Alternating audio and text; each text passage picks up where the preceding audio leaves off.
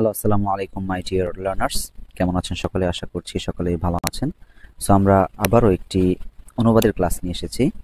আর আজকের ক্লাসটি নেওয়া হবে C2 লেভেলের যে টেক্সট রয়েছে বা আর্টিকেল রয়েছে সেগুলোর উপর।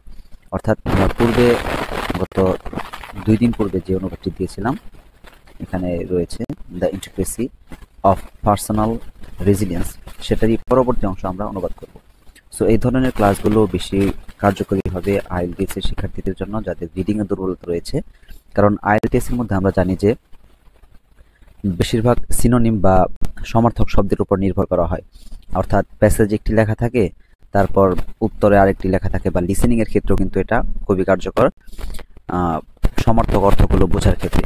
সো এই C2 লেভেল যে রয়েছে এগুলোর মধ্যে বিভিন্ন অ্যাডভান্স ভোক্যাবুলারি দেওয়া থাকে, তারপর বিভিন্ন একটু কঠিন বা অ্যাডভান্স স্ট্রাকচার দেওয়া থাকে।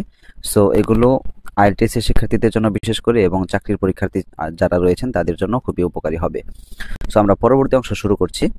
তার পূর্বে আমরা এখানে এই নতুন শব্দগুলোর অর্থ আগে একটু দেখে নিই, যেহেতু একেবারেই নতুন শব্দগুলো, আমার কাছেও বেশ কিছু শব্দ নতুন ছিল। সো প্রথম শব্দটি হচ্ছে জেনেসিস। জেনেসিস মানে হচ্ছে জনন, সৃষ্টি, সূচনা বা উৎস।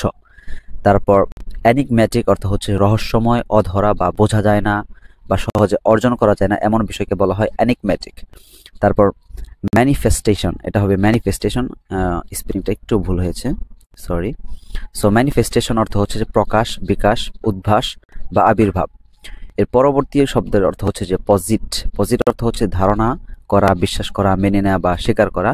ইনেটলি অর্থ হচ্ছে স্বভাবগতভাবে, স্বাভাবিকভাবে বা প্রাকৃতিক বা প্রকৃতিগতভাবে। আর পরবর্তী শব্দটি হচ্ছে ওভেন, যেটা উইভ থেকে এসেছে বা বুনন করা, সেই শব্দ থেকে এসেছে। ওভেন মানে হচ্ছে খচিত, নির্মিত বা নিহিত। আর ট্যাপেস্ট্রি মানে হচ্ছে কারুকার্জিত কাপড়, পর্দা বা ফিগারেটিভলি অর্থ ধরা হলে এর অর্থ হবে গঠন, গড়ন অথবা বৈচিত্র্য। তারপর আমরা মেন বা প্রধান অনুবাদে চলে যায়। দেখুন এখানে খেয়াল করুন, the genesis of resilience. Resilience, এখানে প্রথম রেজিলিয়েন্স, জেনেসিসের অর্থ বলেছিলাম জনন, সৃষ্টি বা সূচনা। তাহলে জেনেসিস মানে হচ্ছে সূচনা বা সৃষ্টি বা উৎস, আমরা উৎস ধরতে পারি। সো দ্য জেনেসিস, সূচনা বা উৎস, কিসের উৎস? Of resilience. রেজিলিয়েন্স মানে আমরা জেনেছিলাম সহনশীলতা। So the genesis of resilience, সহনশীলতার উৎস বা সহনশীলতার সূচনা। এই অংশটি হচ্ছে আমাদের পুরোটি সাবজেক্ট, যেটা হচ্ছে একটা নাউন ফ্রেজ। তারপর আমাদের ভার্ব হচ্ছে ইজ। দেখুন, the genesis of resilience is, সহনশীলতার উৎস বা সূচনা হচ্ছে, সূচনাটা কি পরে বলা হচ্ছে যে অ্যাজ এনিগম্যাটিক অ্যাজ। দেখুন এনিগম্যাটিকের অর্থ আমরা জেনেছিলাম যে রহস্যময় বা বোঝা যায় না, ধরা যায় না, এরকম। আর এখানে যে স্ট্রাকচারটি ব্যবহার করা হয়েছে অ্যাজ ডট ডট অ্যাজ, মানে অ্যাজ এর পরে অ্যাডজেক্টিভ, তারপর অ্যাজ, যেমন বলা হয়। আর এই ধরনের স্ট্রাকচার ব্যবহার করা হয় যখন একটি বিষয় ঠিক আরেকটি বিষয়ের মতোই হয়, সে সকল ক্ষেত্রে অ্যাজ ডট ডট অ্যাজ স্ট্রাকচারটি ব্যবহার করা হয়। যেমন আমি যদি বলি যে আমি তোমার মতো ভালো, তাহলে হবে I am as good as you. আমি যদি বলি আমি তোমার মতো লম্বা, তাহলে I am as tall as you. সেখানে এরকম বলা হচ্ছে এখানে যে the genesis of resilience is, সহনশীলতার উৎস হচ্ছে as enigmatic as its manifestation. যে অ্যাজ এনিগম্যাটিক, রহস্যময়, কার মতো রহস্যময়? As its manifestation. এখানে ইটস এই পজেসিভ প্রোনাউন, যেটা এই রেজিলিয়েন্সকে ধরছে, যে রেজিলিয়েন্স বা সহনশীলতার উৎসটা হচ্ছে ততটাই রহস্যময় বা অধরা যতটা এর ম্যানিফেস্টেশন। এখন ম্যানিফেস্টেশনের অর্থ ছিল যে প্রকাশ বা বিকাশ, উদ্ভাস বা আবির্ভাব, এরকম। এখানে যেটি বোঝানো হচ্ছে সেটা হচ্ছে যে মানুষের মধ্যে যে সহনশীলতা পাওয়া যায়, সে তার উৎসটা যেমন ধরা যায় না, বোঝা যায় না, রহস্যময়, ঠিক তেমনি এটা মানুষের মধ্যে প্রকাশ পেলে সেটা কীরকম দেখা যায়, কিভাবে পাওয়া যায়, সেটাও তেমন রহস্যময় বা বোঝা যায় না, সহজে অর্জন করা যায় না, এরকম একটা চিত্র এখানে তৈরি করা হচ্ছে। তারপরে তাহলে আমাদের অর্থটা, পুরো অর্থটা কি হলো? যে সহনশীলতার উৎস হচ্ছে ঠিক ততটাই রহস্যময় যতটা এর ম্যানিফেস্টেশন বা এর প্রকাশ বা আবির্ভাব বা বিকাশন। তার পরবর্তী অংশ হচ্ছে যে ওয়াইল সাম্পোজিট। ওয়াইল অপরদিকে বা যদিও, অবশ্য, এরকম অর্থে এই ওয়াইলটি ব্যবহার হয়েছে। তারপর সাম্পোজিট, পজিটের অর্থ হচ্ছে যে ধারণা করা, বিশ্বাস করা, মেনে নেয়া বা স্বীকার করা। সো ওয়াইল সাম পজিট, যদিও কেউ কেউ মেনে নেয় বা স্বীকার করে, দ্যাট যে কি স্বীকার করে সেটা দ্যাট দিয়ে বলা হচ্ছে যে দ্যাট ইট ইজ ইনেটলি ওভেন। দেখুন ইট ইজ ইহা হয় ইনেটলি, ইনেটলির অর্থ আমরা বলেছিলাম যে ন্যাচারালি, মানে প্রাকৃতিকগতভাবে, স্বভাবগতভাবে বা স্বাভাবিকভাবেই বা জন্মগতভাবে যেগুলো বলা হয় সেটাকে বলা হয় ইনেটলি। সো ইট ইজ ইনেটলি, এটা প্রকৃতিগতভাবেই বা স্বভাবগতভাবেই woven into the genetic tapestry of certain individuals.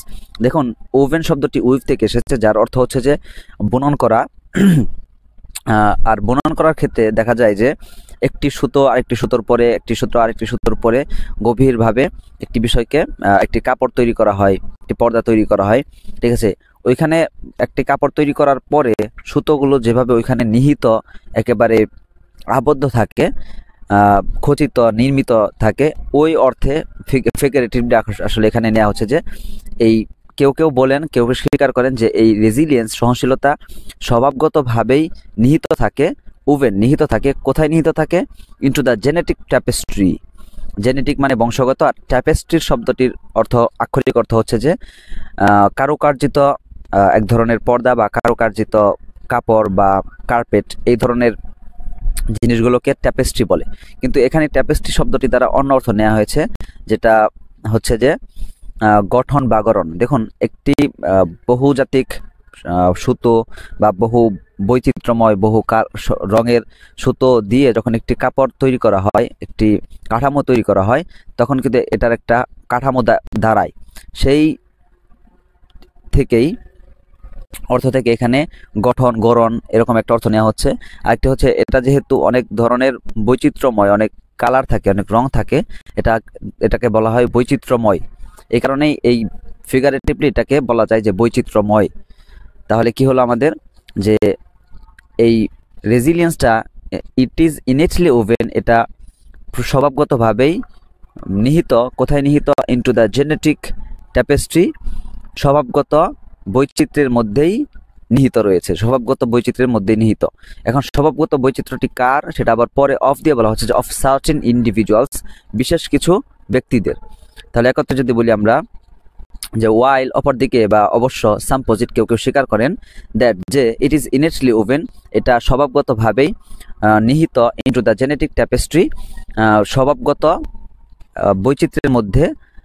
কার স্বভাবগত বৈচিত্র্য? অফ সার্টেন ইন্ডিভিজুয়ালস, বিশেষ কিছু ব্যক্তিদের। আশা করি বুঝতে পেরেছেন। পরবর্তী অংশ হচ্ছে যে আদার্স আর্গিউ, অন্যরা অবশ্য মানে যুক্তি দেন। এখন আর্গিউ শব্দটির আক্ষরিক অর্থ হচ্ছে যে বিতর্ক করা, কিন্তু যখন কেউ একটি কথা বলে তার বিপরীত কোনো কথা বলাকেই আর্গিউ বলা হয়, মানে ভিন্ন কিছু বলাকেই আর্গিউ বলা হয়। তো প্রথমে কেউ কেউ স্বীকার করলেন যে এটা স্বভাবগতভাবেই নিহিত থাকে, অন্যরা আবার আরেক কথা বলছেন যে আদার্স আর্গিউ, অন্যরা বলেন যে দ্যাট যে ইট ইজ কাল্টিভেটেড। কাল্টিভেটের আক্ষরিক অর্থ হচ্ছে চাষাবাদ করা। কিন্তু দেখুন চাষাবাদের ক্ষেত্রে একটা দারুণ বিষয় লক্ষ্য করা যায়, যখন একজন ব্যক্তি কোনো কিছু চাষ করে তখন সেটা কিন্তু বীজ ছড়াতে হয়, সেটার যত্ন নিতে হয়, সেটাকে কাটতে হয়, ঘরে আনতে হয়, সেটার অনেক পরিশ্রম। সো এটাকে বলা হয় যে এক ধরনের বড় সাধনা, বড় অর্জন, ঠিক আছে। এই অর্জন থেকেই এই শব্দটি চয়ন করা হয়েছে এখানে, যে আদার্স আর্গু, অন্যরা অবশ্য অনেকেই যুক্তি দিয়ে থাকেন বা অন্যরা বলেন যে ইট ইজ কাল্টিভেটেড, এটাকে অর্জন করা যায়, এটাকে অর্জন করা হয়। কিভাবে অর্জন করা যায়? Through experience and intentional practice. Through experience, অভিজ্ঞতার মাধ্যমে, অ্যান্ড ইন্টেনশনাল প্র্যাকটিস, স্বেচ্ছাকৃত বা ইচ্ছাকৃত অনুশীলনের মাধ্যমে, বা সুন্দরভাবে বললে স্বেচ্ছানুশীলনের মাধ্যমে। তাহলে কি হলো? অন্যরা অবশ্য অন্যরা বলেন যে এটাকে অর্জন করা যায়, ইট ইজ কাল্টিভেটেড, অর্জন করা যায় থ্রু এক্সপিরিয়েন্স, অভিজ্ঞতার মাধ্যমে, অ্যান্ড ইন্টেনশনাল প্র্যাকটিস, স্বেচ্ছানুশীলনের মাধ্যমে। আশা করি বুঝতে পেরেছেন। আমাদের সাজানো অনুবাদ হচ্ছে সহনশীলতার সূত্র ও সূত্রের বিকাশন ঠিক সমানভাবে রহস্যময়।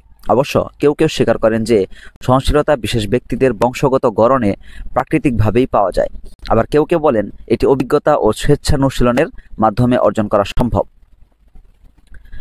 আমাদের পরবর্তী বাক্যের শুরুটি হচ্ছে psychologist often underscore the interplay between nature and nurture, emphasizing the role of genetic predispositions alongside environmental stimuli in shaping one's ability to endure.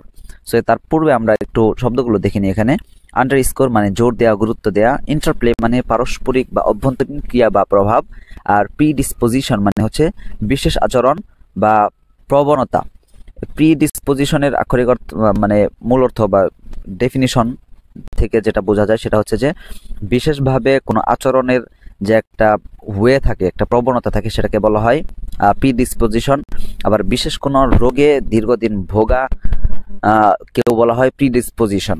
R stimuli মানে হচ্ছে যে কারণ উদ্দীপক, মানে কোনো কিছু ঘটার পেছনে যে বিষয়গুলো থাকে, যে বিষয়গুলো, যে ঘটনা কাজ করে, সেটাকে বলা স্টিমুলাই। তারপর আমরা মূল অনুবাদে যেতে পারি। সাইকোলজিস্ট মানে মনোবিদরা কি করেন? আমাদের সাবজেক্ট ভার্ব হচ্ছে যে আন্ডারস্কোর। দেখুন অফেন এখানে অ্যাডভার্ব হিসেবে ব্যবহৃত হয়েছে, যেটার অর্থ হচ্ছে যে মাঝে মাঝে, কখনো কখনো। সো সাইকোলজিস্ট অফেন আন্ডারস্কোর, মনোবিদরা কখনো কখনো আন্ডারস্কোর করেন। আন্ডারস্কোর মানে হচ্ছে গুরুত্ব দেয়া, জোর প্রদান করা। এটি শব্দটি আন্ডারলাইনের সমার্থক শব্দ, সিনোনিম। আন্ডারলাইনের আক্ষরিক অর্থ হচ্ছে কোনো শব্দের নিচে দাগ দেয়া। আর কোনো শব্দের নিচে দাগ দেওয়া হয় তখনই যখন এটাকে একটা গুরুত্ব প্রদান করা হয়। আর সেই অর্থ থেকে এখানে নেওয়া হয়েছে যে গুরুত্ব প্রদান করেন বা জোর প্রদান করেন। দেখুন এই C2 লেভেলে আসলে মূলত এই ফিগারেটিভ অর্থগুলো খুব বেশি ব্যবহার করা হয় এবং একটু অ্যাডভান্স লেভেলের শব্দগুলো ব্যবহার করা হয়। আর শব্দটি অ্যাডভান্স লেভেলে না হলেও, যেমন দেখুন উইভ শব্দটি ছিল, যেটার অর্থ কিন্তু খুব সাধারণ, যে বুনন করা, কিন্তু সেই বুনন শব্দটি থেকে কিন্তু কত গভীর অর্থ নেওয়া হয়েছে। আবার কাল্টিভেট শব্দটির অর্থ আক্ষরিক অর্থ চাষ করা, কিন্তু সেই অর্থ মানে শব্দ থেকে একটি ফিগারেটিভ অর্থ নেওয়া হয়েছে যে অর্জন করা। সো এই বিষয়গুলো যদি আপনারা ভালোভাবে বুঝতে পারেন তাহলে IELTS এর রিডিং প্যাসেজ এবং লিসেনিংয়ে খুবই ভালো করবেন আশা করা যায়। আমরা দেখতে পারি অফেন আন্ডারস্কোর কখনো কখনো জোর প্রদান করেন বা গুরুত্ব প্রদান করেন। কিসের উপর গুরুত্ব প্রদান করেন সেটা পরে বলা হচ্ছে। আমাদের object the interplay between nature and nurture. দেখুন দ্য ইন্টারপ্লে অর্থ আমরা বলেছিলাম যে পারস্পরিক বা অভ্যন্তরীণ ক্রিয়া বা প্রভাব। অভ্যন্তরীণ বা পারস্পরিক যে ক্রিয়া থাকে সেটাকে বলা interplay. So psychologist often underscore the interplay, মনোবিদরা কখনো কখনো পারস্পরিক বা অভ্যন্তরীণ ক্রিয়াকে কি করেন? গুরুত্ব প্রদান করেন বা জোর প্রদান করেন। এখন ইন্টারপ্লেটা কার মাঝে ইন্টারপ্লে? অভ্যন্তরীণ ক্রিয়া তো বুঝলাম, পারস্পরিক কার মাঝে সেটা বলা হচ্ছে between nature and nurture. Nature মানে বলা হয় যে জন্মগতভাবেই যে স্বভাবগুলো মানুষের মধ্যে দেখা যায় সেটাকে বলা হয় নেচার। আর নার্চার মানে বলা হচ্ছে যে অভিজ্ঞতা বা লালন পালন হওয়ার মাধ্যমে বা দীর্ঘদিন বসবাসের মাধ্যমে যে বিষয়টি মানুষের মধ্যে অর্জন হয়, মানুষের মধ্যে দেখা হয়, সেটাকে বলা হয় নার্চার। সো নেচার আর নার্চার, নেচার জন্মগত প্রকৃতি, আর নার্চার হচ্ছে অনুশীলনগত প্রকৃতি বা স্বভাব। তাহলে কি হলো যে নেচার এবং নার্চারের মধ্যবর্তী যে অভ্যন্তরীণ ক্রিয়া সেটার উপর সাইকোলজিস্টরা কি করে থাকেন? গুরুত্ব প্রদান করে থাকেন। এই নেচার এবং নার্চারের যদি বাংলা অর্থ দেখে আমরা এখানে দেখুন, কখনো কখনো জন্মগত বৈশিষ্ট্য ও অনুশীলনের মধ্যকার পারস্পরিক ক্রিয়া। নেচার জন্মগত বৈশিষ্ট্য আর নার্চার অনুশীলনগত বৈশিষ্ট্যের মাঝে মধ্যকার যে অভ্যন্তরীণ ক্রিয়া বা সম্পর্ক থাকে সেটাকে গুরুত্ব প্রদান করেন। তারপরের অংশ হচ্ছে এমফেসাইজিং। দেখুন এই স্ট্রাকচারটি পত্রিকার মধ্যে খুবই কমন, অনেক সময় দেখা যায়। মূলত ভার্ব প্লাস আইএনজি মানে প্রেজেন্ট পার্টিসিপল ফর্মের অনেকগুলো ফাংশন রয়েছে, অনেকভাবেই কাজ করে। এর মধ্যে দুটি কমন ব্যবহার হচ্ছে, যখন দেখবেন যে এইভাবে প্রথমে একটি বাক্য লেখা হয়, ক্লজ লেখা হয়, তারপর একটি কমা দিয়ে এইভাবে ভার্ব প্লাস আইএনজি যদি থাকে, তাহলে বুঝবেন যে এটা মূলত তার পূর্বের বাক্যে যে সাবজেক্ট ছিল সেই সাবজেক্টেরই ভার্ব, ঠিক আছে? বা অথবা পূর্বের বাক্যের যে অবজেক্ট ছিল সেই অবজেক্টের ভার্ব, অথবা পূর্বের বাক্যের যে ঘটনাটি ঘটেছে সেই ঘটনা হচ্ছে সাবজেক্ট এবং সেই ঘটনাকে সাবজেক্ট ধরে সেটার ভার্ব হবে পরবর্তী ভার্ব প্লাস আইএনজি, এভাবে। তাহলে এটা মূলত ছিল এরকম যে psychologist often underscore and they emphasised, এবং সাইকোলজিস্টরাই মানে তারাই কি করে? তারাই আরও গুরুত্ব প্রদান করে। কিন্তু এটাকে রিডিউস ফর্মে নিয়ে আসা হয়েছে। পত্রিকার ক্ষেত্রে কমপ্লেক্স এবং কম্পাউন্ড সেন্টেন্সের পরিবর্তে সিম্পল সেন্টেন্স লেখাকে তারা খুবই বেশি গুরুত্ব দিয়ে থাকেন, স্মার্ট মনে করে থাকেন। এই কারণেই তারা এই বহু কমপ্লেক্স বা কয়েকটি ক্লজ না লিখে তারা এটাকে সিম্পল সেন্টেন্সে পরিণত করেন। এই কারণে তারা সাবজেক্টে বাদ দিয়ে শুধু ভার্ব প্লাস আইএনজি লিখে দেন। তারপরে এটা মূলত ছিল যে দে এমফেসাইজড, এবং সাইকোলজিস্টরাই তারা কি করে? গুরুত্ব প্রদান করেছেন বা এমফাসাইজ গুরুত্ব প্রদান করেন। সাবজেক্টে বাদ দিলে এমফাসাইজিং থাকে। আরেকটি স্ট্রাকচার হচ্ছে সেটা মানে অ্যাডভার্বের মতো কাজ করে। যেমন এখানে যদি আমরা বলি যে সাইকোলজিস্টরা নেচার এবং নার্চারের মধ্যকার যে অভ্যন্তরীণ ক্রিয়া সেটাকে গুরুত্ব প্রদান করে এমফাসাইজিং জোর দেওয়ার মাধ্যমে বা জোর দিয়ে। এর অর্থ যদি আমি এইরকম করি তাহলে এটা কিন্তু অ্যাডভার্ব হিসেবে কাজ করছে, যেটা এই আন্ডারস্কোর ভার্বে অ্যাডভার্ব হিসেবে কাজ করবে। এই দুইটি ব্যবহার খুবই কমন, আশা করি বুঝতে পেরেছেন। তাহলে এমফাসাইজিং তারাই কি করে, তারাই আবার গুরুত্ব দেয়। কিসের গুরুত্ব দেয়? কাকে? দ্য রোল, ভূমিকাকে গুরুত্ব দেয়। কিসের ভূমিকা? অফ জেনেটিক প্রিডিসপোজিশনস, জেনেটিক বংশগত, আর প্রিডিসপোজিশন বলেছিলাম যে আচরণ বা প্রবণতা। আমরা বলতে পারি যে বংশগত আচরণ বা বংশগত প্রবণতার যে ভূমিকা, সেই ভূমিকাকে কি করেন? তারা গুরুত্ব প্রদান করেন। সেই সাথে আরো কাকে গুরুত্ব প্রদান করেন সেটা বলা হচ্ছে অ্যালংসাইড। অ্যালংসাইড মানে হচ্ছে আমরা জানি যে সেই সাথে বা বিসাইডস এরকম অর্থ দেয়। সো অ্যালংসাইড সেই সাথে কি? এনভায়রনমেন্টাল স্টিমুলাই, পরিবেশগত উদ্দীপক বা পরিবেশগত কারণ। মানে আমাদের বংশগতভাবে আমরা কিছু স্বভাব নিয়ে আসি, আর কিছু স্বভাব আমাদের মধ্যে তৈরি হয়, সেটা আমাদের পরিবেশের কারণে, আমাদের চারপাশের মানুষ বা আমাদের পরিবেশে যা থাকে তার কারণে আমাদের মধ্যে কিছু পরিবর্তন আসে বা স্বভাব দেখা দেয়, সেগুলোকে বলা হচ্ছে এনভায়রনমেন্টাল স্টিমুলাই। সো পরিবেশগত উদ্দীপক বা পরিবেশগত কারণ সহ, অ্যালংসাইড এনভায়রনমেন্টাল স্টিমুলাই, পরিবেশগত কারণ সহ বংশগত আচরণ বা প্রবণতার ভূমিকার উপরেও তারা গুরুত্ব প্রদান করে থাকেন। তারপরের অংশ হচ্ছে in shaping one's ability to endure. দেখুন এই অংশটি মডিফাই করছে যে emphasizing the role of genetic predispositions alongside environmental stimuli, পরিবেশগত উদ্দীপক এবং বংশগত উদ্দীপক সহ বংশগত যে আচরণ রয়েছে সেগুলোর ভূমিকার উপর কি করে থাকেন? জোর প্রদান করে থাকেন। এই ভূমিকাটা কিসের ক্ষেত্রে ভূমিকা সেটা বলা হচ্ছে in shaping one's ability to endure, একজন ব্যক্তির টু এন্ডিউর মানে হচ্ছে যে রেজিলিয়েন্স, সহনশীলতা বা টিকে থাকার ক্ষমতা বা টিকে থাকা। So once ability to endure, একজন ব্যক্তির টিকে থাকার ক্ষমতা গঠনে। ইন শেপ মানে হচ্ছে গঠন করা এখানে। So in shaping one's ability to endure, একজন ব্যক্তির টিকে থাকার ক্ষমতা গঠনে এই ভূমিকার উপর তারা কি করেন? জোর প্রদান করে থাকেন বা গুরুত্ব প্রদান করে থাকেন। আশা করি বুঝতে পেরেছেন। আমাদের সাধারণ অনুবাদ হচ্ছে যে মনোবিদরা কখনো কখনো জন্মগত বৈশিষ্ট্য ও অনুশীলনের মধ্যকার পারস্পরিক ক্রিয়ার বিষয়টিকে গুরুত্ব দিয়ে থাকেন। একজন ব্যক্তির টিকে থাকার ক্ষমতা গঠনে পরিবেশগত কারণসহ বংশগত প্রবণতার ভূমিকা রয়েছে বলেও জোর দাবি করেন। আশা করি বুঝতে পেরেছেন। আমাদের পরবর্তী বাক্য হচ্ছে যে for instance children who are nurtured in supportive affirming environments often exhibit higher levels of emotional fortitude, whereas those exposed to chronic stress may struggle to develop the same tenacity. So খেয়াল করুন এই বাক্যটি একটু সহজ তুলনামূলক ভাবে।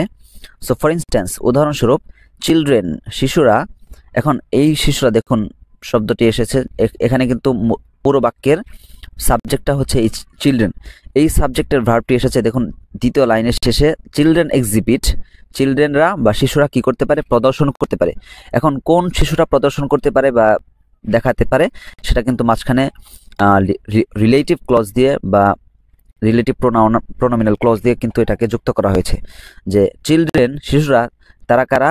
হু are নার্চার্ড, যাদেরকে কি করা হয়? প্রতিপালন করা হয়, লালন পালন করা হয়। নার্চার মানে লালন পালন করা। সো হু আর নার্চার্ড, যাদেরকে লালন পালন করা হয়। কিভাবে লালন পালন করা হয়? In supportive affirming environments. Supportive মানে হচ্ছে যে সমর্থনমূলক বা সুন্দরভাবে বললে যত্নশীল, ঠিক আছে? সাপোর্টিভ সমর্থনমূলক বা যত্নশীল, অ্যান্ড অ্যাফার্মিং ইতিবাচক, এনভায়রনমেন্টস পরিবেশ। সো চিলড্রেন হু আর নার্চার্ড, শিশুরা যাদেরকে লালন পালন করা হয় ইন সাপোর্টিভ অ্যান্ড অ্যাফার্মিং এনভায়রনমেন্টস, যত্নশীল এবং ইতিবাচক পরিবেশে লালন পালন করা হয়, তারা কি করে? অফেন এক্সিবিট, ওই শিশুরাই প্রদর্শন করতে পারে। কি প্রদর্শন করতে পারে? আমাদের অবজেক্ট হচ্ছে higher levels of emotional fortitude. Higher levels উচ্চমাত্রার, কি উচ্চমাত্রার? অফ ইমোশনাল ফর্টিটিউড, মানসিক মনোবল। ফর্টিটিউড মানে হচ্ছে মনোবল।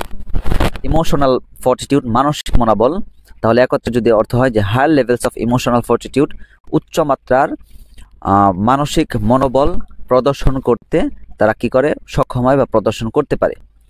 তারপরের অংশ হচ্ছে ওয়ারিস, অপরদিকে অন্যদিকে দোজ ওই সকল শিশুরা, এখন এই দোজ এই ডেমনস্ট্রেটিভ প্রোনাউনকে আবার অ্যাডজেক্টিভ পাস্ট ভার্বের পাস্ট পার্টিসিপল ফর্ম বা যেটা অ্যাডজেক্টিভ হিসেবে কাজ করছে এখানে সেটা দিয়ে মডিফাই করা হচ্ছে যে দোজ ওই সমস্ত শিশুরা exposed to chronic stress.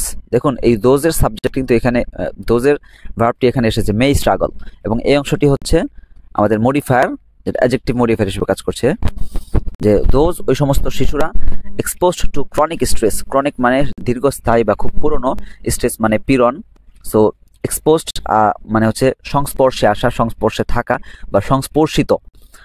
Exposed to chronic stress দীর্ঘস্থায়ী পীড়নের সাথে সংস্পর্শিত বা দীর্ঘস্থায়ী পীড়নের সাথে সংস্পর্শে আসা ওই সমস্ত শিশুরা কি করতে পারে, মে স্ট্রাগল সংগ্রাম করতে পারে। কি করতে সংগ্রাম করতে পারে? To develop the same tenacity, develop মানে অর্জন করতে বা সৃষ্টি করতে, কি সৃষ্টি, দ্য সেম টেনাসিটি, টেনাসিটি মানে হচ্ছে ওই শক্তি বা মনোবল। তাহলে কি হলো যে those expose to chronic stress বহু পুরনো বা দীর্ঘস্থায়ী পীড়নের সাথে সংস্পর্শিত ওই সমস্ত শিশুরা মে স্ট্রাগল সংগ্রাম করতে পারে টু ডেভেলপ সৃষ্টি করতে, দ্য সেম টেনাসিটি সমমান মনোবল সৃষ্টি করতে। আমাদের সাজানো অনুবাদটি যদি আমরা দেখি এখানে, উদাহরণস্বরূপ যে সকল শিশুরা যত্নশীল ও ইতিবাচক পরিবেশে বেড়ে ওঠে তারা অনেক সময় উচ্চমাত্রার মানসিক মনোবল প্রকাশে সক্ষম হয়। অপরদিকে দীর্ঘস্থায়ী পীড়নের সংস্পর্শে আসা শিশুদের অনুরূপ মনোবল সাধনে সংগ্রাম করতে হয়। সো এই ছিল আজকের অনুবাদ। যদি আমার ক্লাসগুলো ভালো লেগে থাকে অবশ্যই চ্যানেলটি সাবস্ক্রাইব করবেন এবং কমেন্টে জানাবেন এই ধরনের ক্লাসগুলো আপনাদের ভালো লাগে কিনা, তাহলে পরবর্তী ভিডিওগুলো বানাবো ইনশাল্লাহ। ফি আমানিল্লাহ।